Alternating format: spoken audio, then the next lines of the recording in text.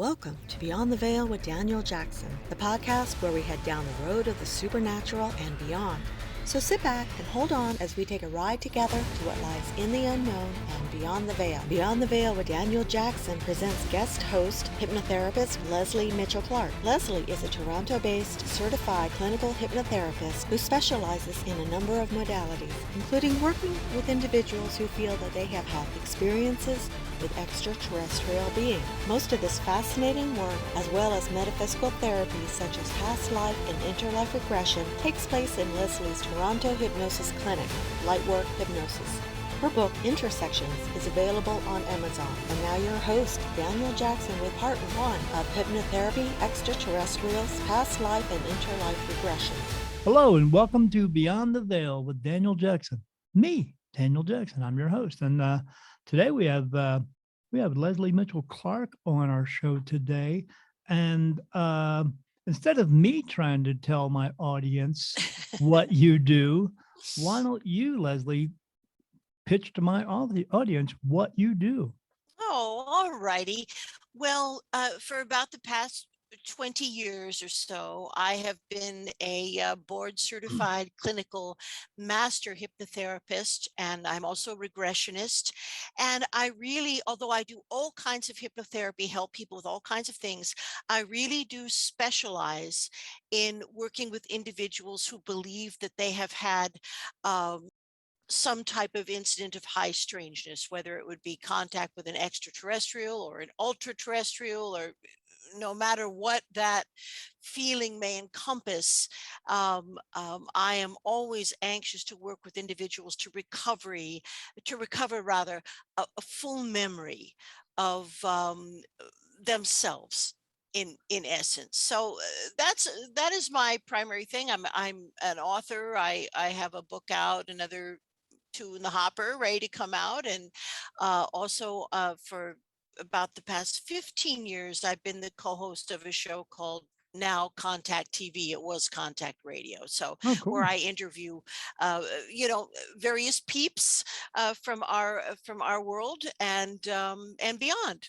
So that is essentially me. I am from New York City, New York. I'm an American, but I am based out of Toronto, and I work with individuals both virtually and in person. Oh, cool beans. Do you believe that because you call it strangeness, do you think it's they call it strangeness because that's the way we have been taught it is? Because I believe we've been taught a lot of disinformation from a long time ago, and it's strange to people because we haven't been taught in the correct way. Do you believe it's that as well? Oh, I completely concur with you. I tell you, probably the only reason why I use the term high strangeness at all is because I want to embrace whatever kind of experience an individual has had, right, whether it's like with a cryptid or some kind of ultra-terrestrial, be some kind of ecstatic experience. So to me, I mean, if I could find something better, I would certainly. But what I mean to do, my intention is to simply embrace every type of experience that puts, one toe out of the, artificial, linear, dense conception of reality that we have either chosen to accept, right, as enlightened beings who come to take physical form, or that is the learning experience that occurs to many beings throughout our multiverse in various stages. I personally think that there is a pattern of spiritual evolution, and I do believe that many of the civilizations that are still with us in a sophisticated form, and I will speak of Pleiadians, Arcturians, whatever you want to do to fill in the blank. You could even talk about angelic realms, whatever. But those beings have somehow been able to survive this early awareness of the power of the atom without destroying ourselves. Correct. completely and totally. So, the power of the atom is, I kind of look at it in a sense in the way that, Gene Roddenberry, constructed his marvelous universe where, no primitive civilizations were messed about with unless they had been able to achieve warp drive. Right. Well, warp drive is a very short hop from awareness of nuclear power, Yes, absolutely. Yeah. so And I think that may be a bit of what's going on there. yeah, no, and I totally agree because unfortunately we are in a nuclear world. Hmm. I know the other beings that are out there that are trying to help us don't want us to be in a nuclear world because it is so self-destructive. We just don't realize it. There are other ways that we could come Oh, up with to have energy in this oh world, and my. And we we have chosen the had them. worst. Yeah. We had them. We have global amnesia. Yeah, yeah, yeah. We have global amnesia. And the more that but one of the beautiful things, maybe, Daniel, about the time that we are both here, and maybe it's in a sense, been our wonderful timing to be here when we are. But, with the Learn. advent of LIDAR and a lot of other really advanced archaeological techniques, structures are being found, Gobekli Tepe, structures are being found that are millennia earlier than we Yes, had been taught. yes. Humans with their low brows were, listening to rock music and scratching out a living. I mean, it's, we've been taught this ridiculous scenario when in fact there have been regressions. I would call them regressions, Yeah, I agree. societal regressions, due to cataclysmic things that have occurred in the past, not the very least of which 10 to 12,000 years ago would have been what we would call the Noetic flood, or the Great Flood that devastated many of our most sophisticated civilizations. So we need to recapture what we already knew. Every person on this planet has a pineal gland that can be re-stimulated.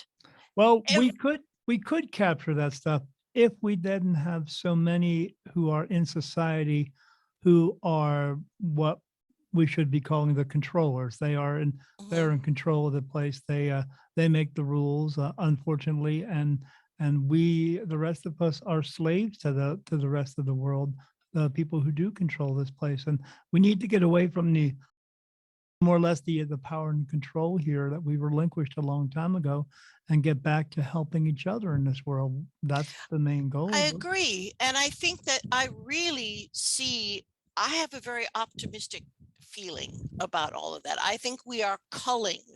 I think we are exposing, in the process of exposing, We are now. now that we're getting into the, what really happened as far as the SSP, the secret space program, the billions, trillions of dollars that are missing from the US Treasury. There are a lot of things that are now just beginning to come to light that will in fact decimate the old paradigm. Yeah. And we don't want the old paradigm. No. We've been lied to like children Oh, since at least since the Truman administration. We have been lied to. We have been bilked. Our own people and the people of the world have been subjected to some pretty funkadelic agreements with certain varieties of grays. yeah. There's all kinds of stuff that is, I'll shut up after I throw this in, but I just wanted to say I want to send such a positive message to your listeners. If they have had an experience, an encounter, it may not necessarily be as negative as the fragments of their memories tell them. And Yeah. knowledge is power. Yeah. And we can empower yourself. It's my belief that there's barely a person on the planet who has not had an extraterrestrial encounter. I mean, the MUFON reports, Daniel, I was for 10 years, I was part of the Experience Your Research project run by Kathleen Martin, who I respect immensely. And what they know is there's something like, between 14 and 17 million really legitimate claims of having had either encounters or sightings. And that's bigger than New York City. I mean, that's Yeah. massive. And some people even say that as many as 2/3 of the beings on the planet have had these experiences. So it's our own memories, our own subconscious, our own genome memories are trying to wake us up to embrace new technologies, Yes. Yes. and new ways of behaving, and to completely get rid of these fascist despots. I don't care what color they are, what variety they are. I don't care. No, me either. There No. is a very nasty group of old despots who are trying, like, they're trying to hold on, and they're losing it. They are losing. That's Yeah, my they are losing. They are losing the battle now because more and more people are becoming aware, and they're. It's not so much that they're becoming aware spiritually, but they are becoming a little bit more aware mentally as Mhm. they see. I think it's what it is. They're just getting tired of being told what to do every single day, Mhm. and to follow a certain narrative. And people are starting to pick up on it. The fact I mean, we had a president not too long ago who was saying everything is false news, and he was correct, and people are now starting to pay attention to that, and they're noticing it that everything is scripted for our lives, and we don't our lives cannot be run by a script because No, and we're there's a lot of control of the media and all that yeah kind of jazz. But I would say that humanoids, we do not in our natural state hate. no We are spiritual beings in a material world, to quote, yes Sting, but our natural state is acceptance and love. yes we So it's absolutely. I mean, I have to say that, with the work that I do and other healers that I know and other practitioners, we are opening the eyes of the world, one person at a time. Yes. In fact, my next book is called Midwives of Disclosure. And you're a midwife of disclosure. We are people who are gently and with love ushering in a completely new way of being. Yes, yes, and we need to. Yeah, I say the same thing about that a lot. That we do have to get rid of all this crap in the world, and we have to learn to let go of all these things that we've been taught our entire lives, Hmm. and yeah, if you I always tell people if you take two children of the age of 2 years old, every race, creed, and color, wherever you want to get, and put them all in one big giant room, and then turn two of them around and tell them, "Hey, I want you to point to me. Who do you hate in this room?" They're going to look at you like you're crazy because they haven't learned how Yeah. to hate. They haven't learned pain, anger, sorrow, grief, guilt, anguish, all that stuff yet. But they will because eventually the world will teach them the ways of the world, and they will basically throw a bucket of bleach over top of them and sanitize them of the truth. Well, And maybe, but yeah, hopefully not. there are very special souls coming in, very special kids coming in. Yeah. And also, I live in Canada. Our children were raised in a rainbow coalition that exists to this day. We have issues, God, yes, Yeah, sure. but it's not like the bloody United States. And I'm a New Yorker, my Yeah. God, but I can tell you that, and without becoming political, I don't want to become political in any way, but I would say that below the Mason-Dixon line in the southern part of the United States, in some instances, the Civil War has never ended Right. because of the financially and culturally punitive actions of the North. And Absolutely. I it's as it was at the end of the Civil War. We would certainly do things. Well, I would hope we would do things a lot differently today than we did then. But the southern United States is almost like another country, because of the Yeah, levels of absolutely. poverty, the levels of lack of education. It's like a third world. It's a third world country Yes. within a first world country. So Yeah. my thing is, before we And start, why? let's feed the kids. Let's get the breakfast programs going. Let's educate them. This is the essence. Little children do not hate, they love. Right. So, Right. But how do you keep a population under your thumb? You make sure this stuff continues to happen. yeah, Yeah, fear is fear. fear is the big tool.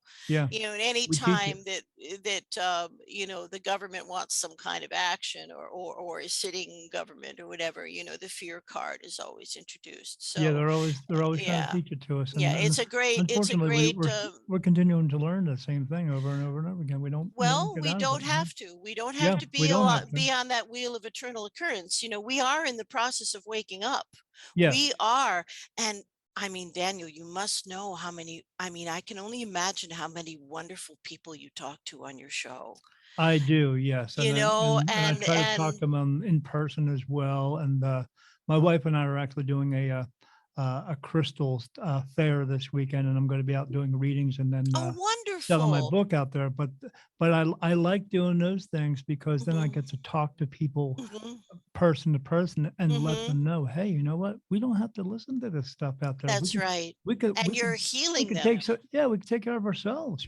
That's right. You are healing them, and you are getting them in touch with their spiritual self, Yeah. and they leave contact with you and your wife feeling elevated and more in touch with who they are. Yeah, I just read. I was at my chiropractor's office this morning, and someone said something in my presence, and I said, "Oh, you have to pay attention to that."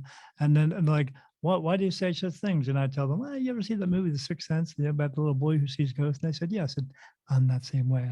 I know a lot Hmm. about this stuff." And then they was like, "Oh, what do you see about us?" And then I read two of them right there, and they were like, the one girl had to leave the office. The other one came back. She said, he just read me like a book. I don't know how he knew all Hmm. that stuff. I said, because I talk to the ones who know. That's how. Yeah. Well, you tune But I in. woke It's them up. like you're a radio. I was born with the shining too, as you say, in my Irish culture, but it's like tuning in to a radio frequency. Yes, You're receiving all the information is there. And like, I just have to ask for it. I don't really accept the idea of time as a linear experience. i No, there's i no believe that time. time, in the way that we perceive it on planet Earth, is a mutual agreement, so we can get stuff done, so we can Right, show up on time, right. Show up to so we can work or pass through our whatever it lives. is. But as far as the true nature of space-time, I think it's probably more like an onion, with different layers of Yeah, things kind of all occurring in one burst of creativity at the right. All same at the same time. time. But Yeah. that's a very difficult concept for particularly for right-brained people, Yeah, who are yeah. linear thinkers. They have a real hard time with that. So I don't worry about it. It's No, me either. I try to what explain can it to we them. do? I try to tell them, you wake up in this world and you're in a little baby body and your Mhm. mom and dad's above you going, I'm your mom and dad. And you're going, I don't know who the hell you are, but okay. And then and then they raise you and then try to instill some morals in you, or maybe they don't. Maybe you got some screwy parents, but you never really stop going. Your body slows down just to go to sleep, but you always are continuously going. I try Whole to tell time. them, yeah, a long time ago, this planet, a lot of the calendars were different. We had a calendar that started out with 5 months, then went to 9 months, 10 months, and now it's 12 months. I said, so if it went back to original 5 months, and if you're 35 years old, maybe you're 70, so but maybe you're not, because you're not. You just here and you go until it's time to not be here and then move on to the next place. That's all. But we're all not meant to Indeed. be. No one's meant to be 150 years old here. Besides, at that point, it's going to hurt to pee. So who wants to be here with that? So, but Well, you're here for a reason. I would say, Daniel, that it's very entirely possible that our species may be able to activate certain aspects of the DNA that are not now identified, Right, that will help with the process of aging. Remember, and right. this again is just my opinion, but our progenitors, or at least one of the civilizations that contributed to our DNA, would be the Anunnaki, and their planet had a 3,600-year elliptical orbit. So they aged differently, not Right. because they were more evolved, They were just simply here for it. because that was, that That's was what they're their used to. biorhythm, I guess I Yeah. could say, Yeah, something sure. like that. So, and I really believe that when you look into the Old Testament figures and you're looking at these ancient beings like Methuselah, that we're talking about Earth years, Yeah. that these beings carried certain DNA markers which led to them having extended lifetimes.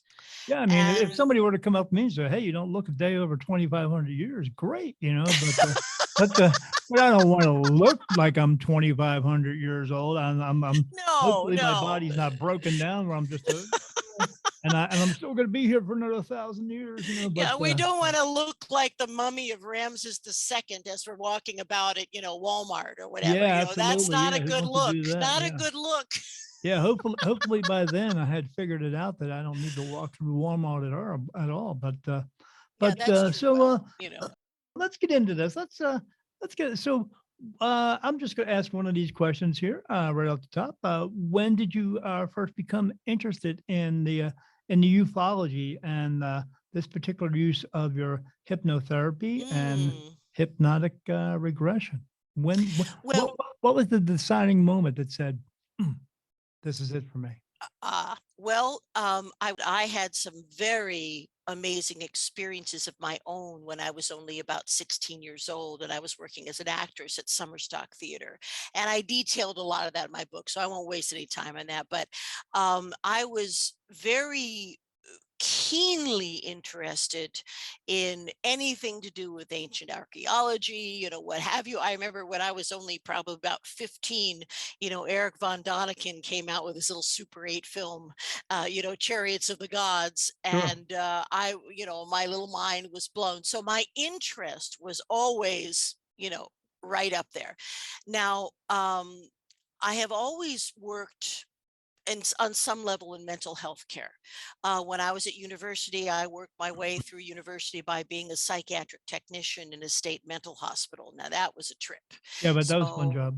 yeah, that was really something else. But I worked in rehab and this, that, and the other. Now, I have always had a parallel career with what I do with regard to being a therapist.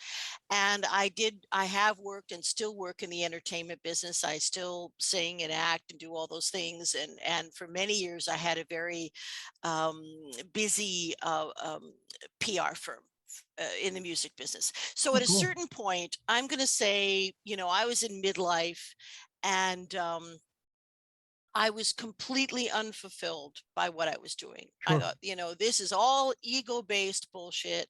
Yeah. It's Yes. horrible. In fact, I'm doing more harm than good because I'm blowing people's egos up while their records come out and what have you, and then they inevitably crash into a state of self-loathing. So this is Yeah. bad. They'll get hooked on So drugs or something. So I was looking for, I guess you could say I was having a midlife crisis, really. And luckily, I didn't buy a red convertible or take a mistress or a mister or both or whatever, what have you. So my dear husband, he knew I was kind of, I was just searching. So he said, this is what I'm going to do. I'm going to buy you a past life regression because I think it would be very helpful. So he did that. He found somebody qualified, and I went. And not only was the past life regression incredibly insightful, but the main thing that I took away was I can do this. I may have done this in many past lives, because hypnotherapy is ancient in the extreme, 10,000 years, 6,000 years we know of. So I finally, from that session, I connected with what I needed to do.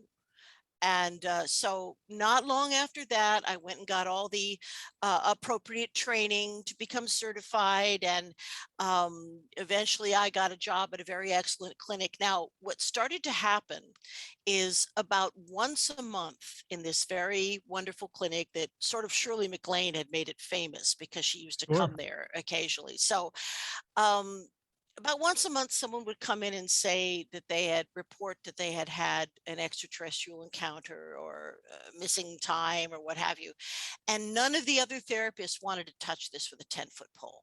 No, They just, because, well, one of the reasons is we have to be scrupulously careful that we are not working with someone who has been diagnosed with a serious mental illness. sure. That's against the law for a therapist, not for not for other practitioners who are psychologists or psychotherapists. And very soon I'll be rated as a psychotherapist, so I won't have to worry about it as much. But our thing is we can't work with mentally ill people, so nobody wanted to deal with it. So I said, bring it on, baby, bring it on. I'm fascinated.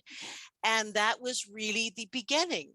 So it was almost like the bat signal went up. I don't know how to explain it any other way, because soon people from all over the world literally were contacting me about working with them as far as using regression techniques, which I would normally use in past life regressions. I adapted them for that type of work. And then it was just how should I say it? It was just an exponential situation where more and more people began contacting me. Now, simultaneously, I also had my little, radio show, so that probably helped. But I kind of think it's more rarefied than that. That somehow I was sending out a signal, if you will, that was being received by the people that needed the help. Right. So it wasn't really anything that I did as far as PR, and it just happened organically and naturally. And I now believe just as it was supposed to happen. Yeah, I was just about to say it happened because it was supposed to happen. Yeah. Mm-hmm. Yeah, I was kind of like a psychotherapist, just minus the therapist part. But I just, yeah, it's okay. I got jokes. Yeah, it just happens. Yeah, just say things. Let's go with another question here. How do you know when someone is actually having this true experience, when it's a genuine experience? How can you tell the difference between someone who is basically, this is actually happening, or they just read too many comic books and now they're full of shit? Indeed. Well, I have a very rigorous process that I go through. You put them through. And now the first thing Your would poor be husband. my poor husband. I don't know, not with him. He can do anything he wants. He's Right, fabulous.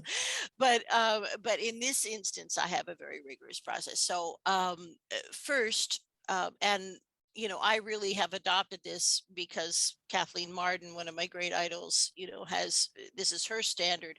I really don't work with anyone who doesn't have at least a partially recalled memory. Good. Yeah. Of an experience, right? It can't just be on the Just fantasy anybody, level, sure. or I think I heard this, or no, there has to be at least a partially recalled experience. Now, beyond that, I ask an awful lot of questions because it's essential for me to find out about the person's psychological history, and not always from what they say, but from what I have learned to perceive, and also from my years at university working with severely mentally ill people. I really have a spidey sense, and I will always err on the side of caution. Yeah, I have what you Always. would call a spidey sense as well, but Mhm. I get touched on my face for yes and no answers. Mhm. So when I get a yes answer, it feels like blood is dripping across my face, and I get it Mhm. touched in by my guides, which are Mhm. archangels, not men with wings, because they don't have wings, and they're No, not no fighting wings. they're That was not a fighting a battle. medieval invention. Yeah, they're No not fighting a wings. battle in heaven, and there's no demons No, involved. no, But no. yeah, God, they touch no. me for yes and no answers, and I get Mhm. all this for yes answers, but I get one answer for no, and it feels like a tear running down my face. Mhm. So when I'm doing a reading for someone, if I start asking them questions, or they ask me questions, first question I ask is this person telling me the truth? And if I get that down my face, I go, oh, they're lying to me, and Yeah. they say yes. So I'll stop the reading. I say to them, hey, well, you need to ask me some truthful questions, not these Mhm. manipulated questions, so you can go and get your own truth, because that's not the truth. Mhm. But Mhm. and then they ask me, how did you know that? And I said, because you're talking to the freaking medium. That's how I know it. Yeah, And, yeah. yeah, I know when someone's lying to me. So I don't Well, have to go through such a a vigorous rigorous thing. right I of things. know. All I have to do is say, are they telling me the truth or not? And I got a yes or no that fast and Well, happens. Daniel, Luckily, if I were to be brutally honest with you, I know in 2 seconds. yeah, me too. It's But like I have to go boom. through the protocol.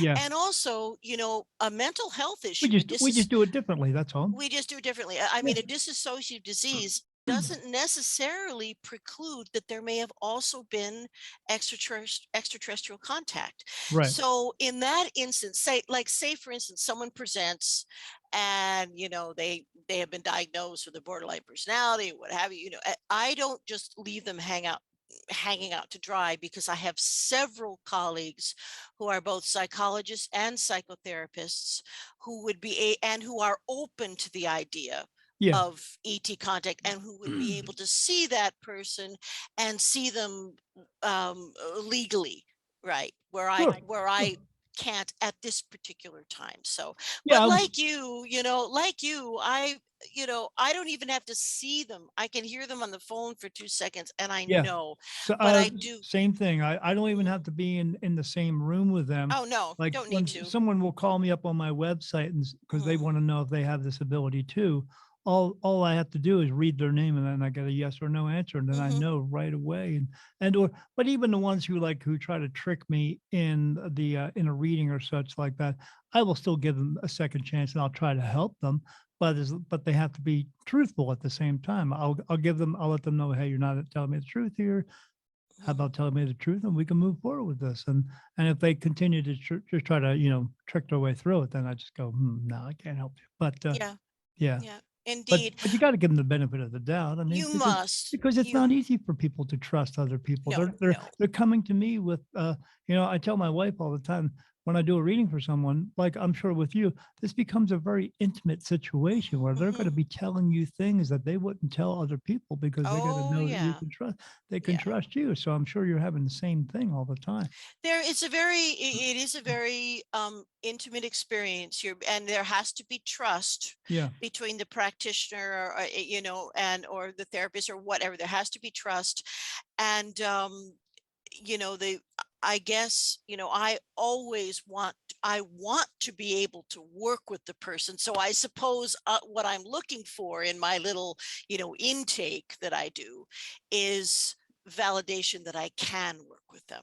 Is kind of more, I'm not looking to debunk them, I'm looking to say, but there you have it. But just like whoever is around, whatever angelic beings or devas or ancestors are helping me, and I know that I have help.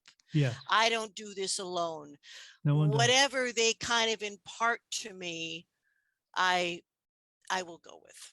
Yeah, and that's what I do the same thing with people as well. I try to tell them all the time, you're never alone in this world. We have spiritual guides who are with us. We have other beings who are with us all the time, but we just have to learn to listen to them and then learn to follow through with what they're trying to tell us. We can't you don't have to walk around this world thinking you're alone in everything, because we are not alone. No, we've just been taught we are alone. We have been taught to have self-doubt and not have any faith in ourselves, and we need to learn differently. So let's see. I got a gazillion questions here.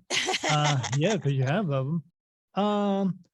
That's a good one. What is the goal of recovery from the suppressed memories they have with these ET encounters? What is it that you're trying to help them with, and in the end game of this?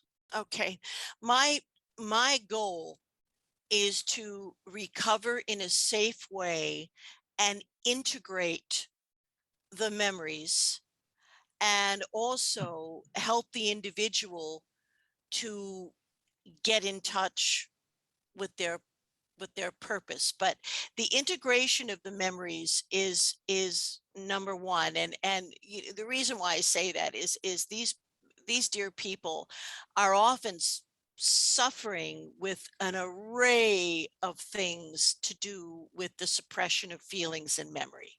Sure. They have sleep disorders, they have paranoia, they have waking dreams, they don't really sleep. It's a whole plethora of stuff that these dear people can be dealing with once they start to wake up. Now, Daniel, it is my belief, and I'll take anyone to task on this, but it is my belief that any type of memory suppression or memory block, whether it has been constructed by an ET source or whether it has been constructed by our own Black Ops programs, they can't last more than 20 years. Right.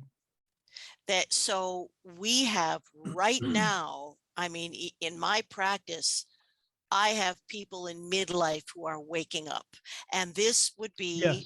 a commonality. And I'm sure that you've seen this as well, because this is what happens. Maybe it just has to do with parts of our life. In the early part of our lives, many of us are involved with having children and building our careers and what have you. I don't know if it's that, but I really do believe that true memory suppression doesn't exist, Yeah. because you would have to be able to truncate the cosmic mind, and I no one can do that. Yeah, I myself, I have seen spirit my entire life, and I heard them and all that stuff, but I did not become aware that I was a medium until right before I was 50 years old. Well, there you go. And I'm sure I may not have had a lot of people becoming mediums and practitioners like yourself, but what I do hear is an incredible increase in PSI abilities. Yeah. This was Beyond the Veil with Daniel Jackson with Lesley Mitchell-Clarke in part 1 of Hypnotherapy, Extraterrestrials, Past Life, and Interlife Regression. Subscribe to our podcast so you don't miss part 2. For more information about Lesley, visit her at lightworkhypnosis.com. Thanks for watching, and we'll see you next time on Beyond the Veil with Daniel Jackson.